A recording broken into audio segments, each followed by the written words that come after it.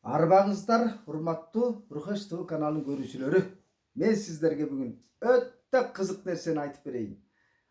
Адатта Шакир дайыма агымга каршы жүрөт деп мени жакындан билгендер айтып калат. Мен эч кандай агымга каршы сүзгөн киши эмесмин.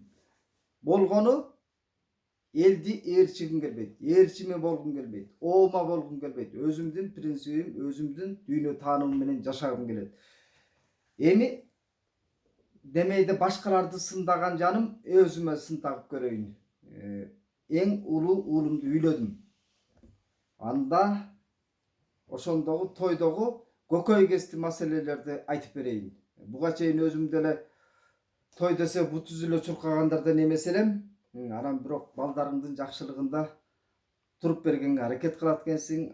Бирок мен башынан үй бүлөмдө баягы балдарымдын бешик тою, тушоо тою, анан сүннөт тою, майда чүйдө быкы чыкысынын баарын той кылган эмесмин эч качан. Үйүмдө мындай деле бапыратып той бергенди жактырчу эмес элем. Башка жака бирөөгө тоюна барганды да жактырбай эле шишке отургазып тура каччу элем. Бул жолу дагы ошол адатым кармады. Кудайга бардык. Жанагы кыз алган тарапты кыргыздын бир иттиги бар экен. Этно психологиясын ушунда түшүндүм да. Кыз берген тарап мындай коркоо кылгандай мамилеси бар да. Анан кудам бирок мени туура түшүндү. Тез эле түшүнүштүк да бири-бирибизди. Анткени кыз берген тараптын төркүндөрү чыгат да. Силер кыз алып атасыңар, баш алып атасыңар, мындай унчукпай эле отура беришиңер керек деген маанидечи. Анан мага бул иттей куйкамды куруштурат да. Себеби ал жаштардын тандоосу менен чайкоочулук кылбаш керек дейм да. Себеби ала качып келбесе, сүйүшүп жүрүп, күйүшүп жүрүп, кол кармашып, жетелешип жүрүп, бир жылдан ашык убакыт. Анан үйлөнүп аткан жаштардыкын эмнеге андай мен күнөөлүүдөй болуп барышым керек деп жүзүм жарык айтып гана отурдум койсоң депчү. Анан тиги менин бир адатым бар. Төргө эмес, босого жакка отурганчы. Анан бул жерде стереотипти сындыргым келди дагы бул жолу тойго барганда босого отуруп алдым догурнуп эле. Өйдөйт дейт. Анан мен босого жакты реклама кылдым. Кандай реклама кылдым? Биз кыргыз мансапты сүйөт, анан төргө отурганда анан тиги бир сыйлуу стаканды жегенди жакшы көрөт да, машырланат ошого бир жашоонун рахатындай көрөт да. Мен жашоонун рахатын босого жактан көрөм да. Себеби ковидтин убагы оору деген элди эле былтыр чалгыдай чаап кетти. Анан мен босого жакка отурдум. Эмне үчүн дегенде, бул коопсуздук үчүн да. Себеби кол чайкап мындай кол жууп атканда биринчи сен кол чайкайсың. Сүлгү эң биринчи таза кезинде сен сүрөсүң. Чыныпыны айланса дагы шорпо шелең чайпай ичкенде чының адашып кетпейт. Кайра эле өзүңө келет. Төрдө отургандардыкын карап отурсаң канча колго өтүп барып анан чынышы адашып да кетиши толук ыктымал. Ошол коопсуздуктун баарын мен кууланып босогодо отурдум. Ал мага жакты, башкаларга да жакты төрдү. Босогону рекламалаа кылган. Мунун баарын эмне үчүн айтып атам? Биз кыргыз стереотиптүү жашоодон чыга элекпиз да. Эл ушуну кылат экен, бул деген салт экен деп бир ыйык нерселерди чайкоочулук кылат да кыргызыңча. Жолуң болгур. Анан тойдун чыгымын айтса, буга чейин мен айтып да, жазып да келип жаман жададым эле да жанымчы. Анан бул жолу дагы тиги баягы тилим кытышты, дасторконду силкилдетип, үстөл силкилдей тургандай, үстөлдүн бели ийиле тургандай кылып дасторкон жасашкан экен. Анан буга күндүн ысыгы бул болуп атса, анан ысырапчылык деген азыр кымбатчылыкты көрүп атасыздар. Кыргыз мындай ушул кымбатчылык болсо экен, дагы кымбатчылык болуп, эл кичине каачылыкты сезип, сарамжалдуу болуп, мындай маңдай тер менен тапкан мээнеттин баркын билсе экен дейсиң да. Болбой эле ошондо да дасторконго чабылат да. Анан дасторконду карап отуруп, кошуна колоңдордуку дагы байкайм кээде. Анан куда тарапка дагы барганда керегем сага айтам, келиним сен ук деген акыл менен мынтип айттым. Бул жерде тойдо менин бир туугандарым отурат, кайын журтум отурат, куда тарап. Бул баарыбызга тиешелүү. Жалпы кыргызга мүнөздүү кемчилик бул. Себеби тамакты адам алына жараша эле жейт да. Эмне үчүн бизде ооруканалар толтура, кадам сайын аптека, адам өлүмү андан көп. бирок улуттун саламаттыгын ойлобойбуз. Эс акылга чакыруу меники болгон аракетимчи. Болбосо мен өзүмдүн куда тараптын же өзүмдүн айыбымды мынтип былтыйтып ачайын деген эмес. Себеби бул мүшкүл баарыбыздын башыбызда бар да. Анан тойду кандай форматта өткөрүш керек? Муну бийлик тобундагылар же саясий топтор эч кимден күтүп болбойт. Чыгармачыл интеллигенцияга буга дагы бир коңгуроо кагып, турмушта бир ашык баш, артык баш нерселерди жок кылганга биз да жарамсыз болуп атабыз. Ошондон улам мен интеллигенциянын өкүлү катары мындай нерсеге өтө кызуу кандуу карагандыктан тойдун мен форматтарын мындай айткым келет да. Мен ушул жолку тойдо бир нерсени түшүндүм да. Сарамжалдуулукка кантип бара алсак болот? Маселен, Кыргызда айрыкча нарындык туугандарда ат башылык, кочкорлук бир ит адаты чыкты да. Кол чайкатмай деген. Кол чайкатмай дегенди түшүнгөнү, түшүнбөгөнү бар. Кыскача айта кетейин. Баягы карым катнаш, жакшы мамиледе жүргөн тууган, урук, достордун баары эле сый тамак кылып эле алып келе берет экен. Кол чайкатпай, анан түштөндүрмөй деген шылтоолор көп экен. Ошо менен баягы канча катышың болсо ошонун баары келип алып келе берет экен. Эми котолоп ошол жерде канча келин кезек жүрөт, баягы кушкарала торала болуп ушу түштөндүрүп коет электепчи. Анан мындай болсо кандай болот эле эгер мына кыргыз эли менен кеңешип коомдук талкууга салгым келет да бул маселеничи. Бирөө шорпо шилеңин берсин, жеңил салат палаты менен.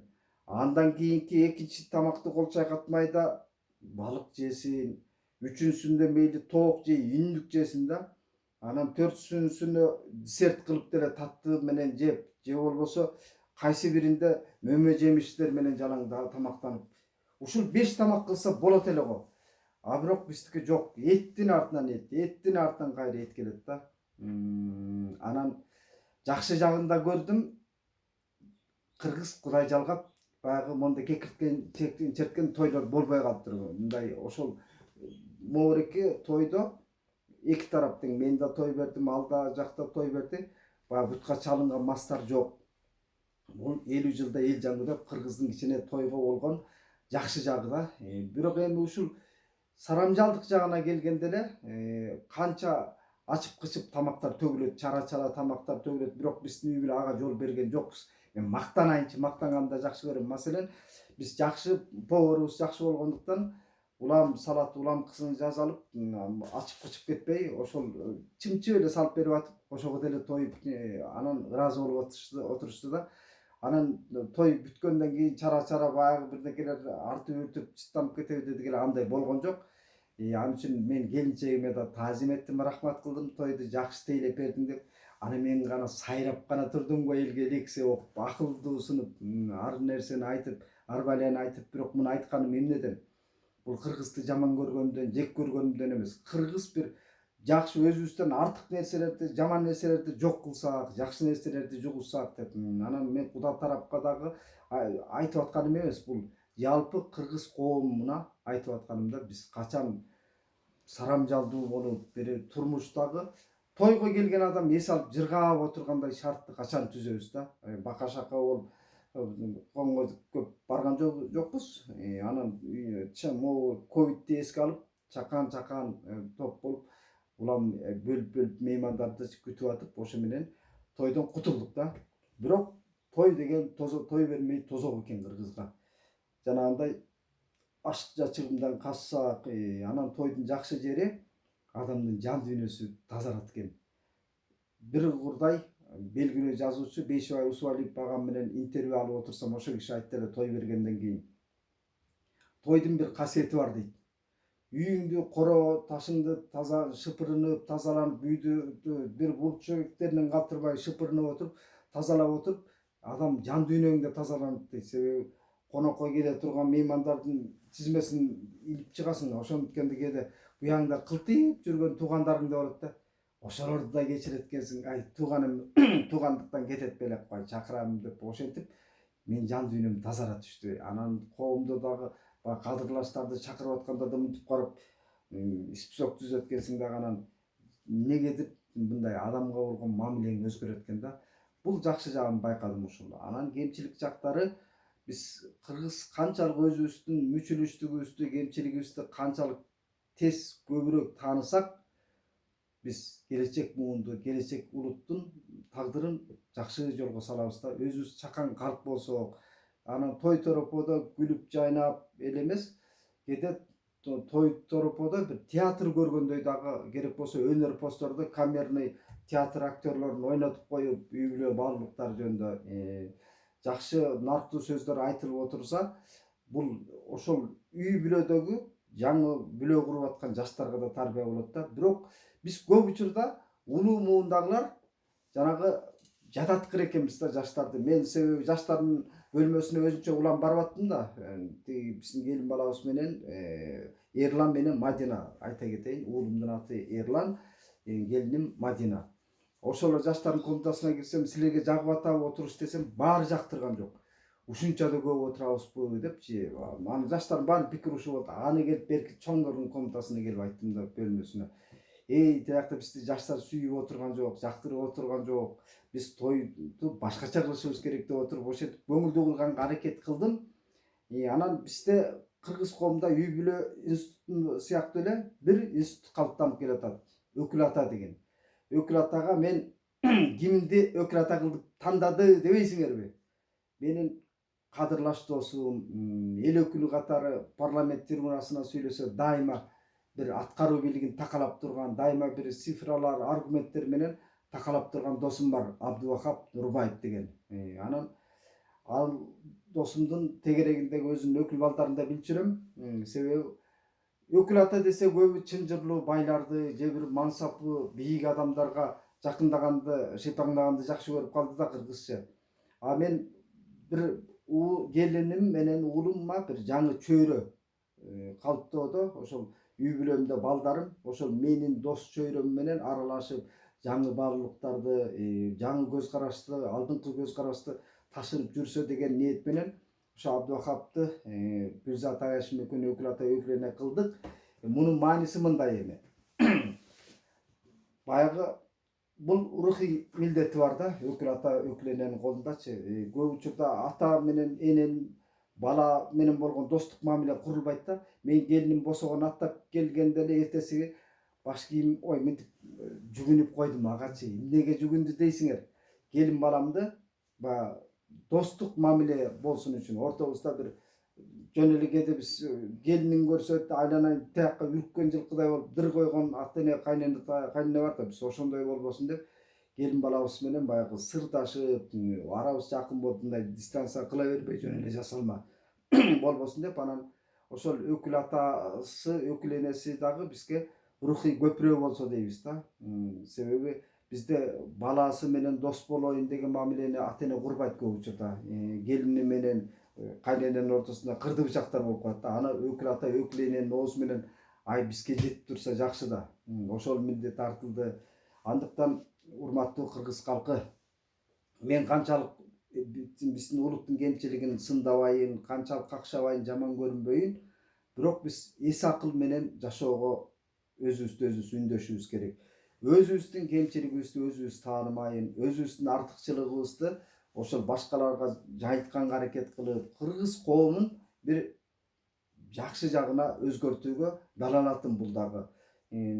Тойду мен мактаныч иретинде уюштургум келген жок. Тойду мен кыргыздын бир каада салтын бир жаңыча калыптуу, биз капкаактагы кээде салт деп эле улуу нерселерге, ыйык нерселерге жамынганды жакшы көрөт экен биздин элчи. Каяктагы салт бүгүнкүдөй кол чайкатмай, андай мындай дегенде кийинки эле бул каада күтүп мактаныч кылгысы келгендер эле ушул балянын баарын ойлоп табат экен да, анан элге жаап кое берет экен. Эл ушинтип атпайбы? Анан бул мурдатан ушинтип келген турбайбы деп эле ошол эл келаткан туура эмес жолдон чыгып кете албай эле ээрчиме болуп калганыбыз жакшы эмес. Андыктан барыңыздардын үй бүлөңүздөргө жакшылык каалайм. Жакшылыктар баарыңыздардын үй бүлөңүздөрдө болсун, топчулук болсун. Анан эң башкысы ысырапкорчулукка жол бербеген, убакытты үнөмдөгөн калк бололу. Убакытка да бул жерден бир акцент кетким келет. Маселен, 12'de бардык кечки эртең түшкө. Кашайганда түнкү саат 12'de келдик. Эмне деген кокуй булчу 12 саат. Биз кыргыздык бир жакшы нерсени айта кетейин. Мен бир гана күйөө баламды байкадым. Чыңгыз деген күйөө балам бар, Токмок. Анан ошол toy başında geldi dağı 12'de gelip tamagын jеп alıp anan bana gelip aytты. Men jumuşuma barıp geleyin anan жылы berki ekinci tamakka gelip kalam depçi. Bunu menen emне aytkım келет. Biz toydu дайым эле тойго байланып калбай, ошентип ишибизди калтырбай да үйрөнүшүбүз керек да. Байланып калбай тойго элечи. Кээде той десе же жамандык жакшылык болгон жерде салпак деп бир күн жүрө беребиз да. Анан башканын көңүлүн оорутуп алабыз дейбиз. Бирок Кыргызстан эмне үчүн кантип өнүгөт эгер ошентип бир той болгон жерде барыбыз эле 12 саат, 6 саат салпактап эле жүрө берсекчи. Аныңыздардан баарыңыздарды ошол сарамжалдуулук дегенде дасторконго эле эмес, убакытка болгон сарамжалдуу мамилени каалайм. Өмүрдү бакташыбыз керек. Кудай Таала берген бул чоң белек. Баарыңыздарга өмүр тилейм. Убакытты сарамжал колдонолу.